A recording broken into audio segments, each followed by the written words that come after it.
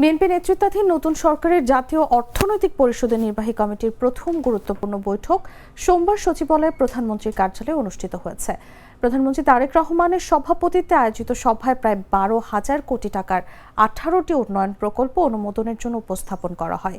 সভায় গৃহীত প্রকল্পগুলোর মধ্যে 9টি সম্পূর্ণ নতুন, বাকি 9টি সংশোধিত বা সময় বৃদ্ধি করা প্রকল্প।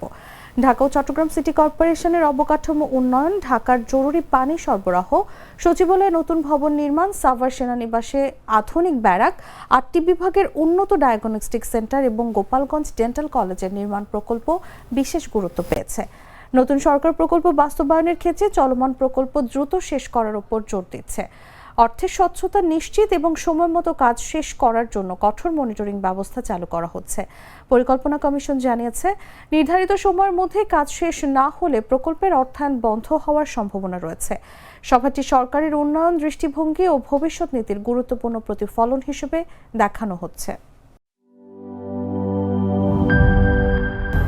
200-র বেশি সার্ভিস ও ফিচারে লেনদেনের সব বিকাশ অ্যাপে সম্ভব।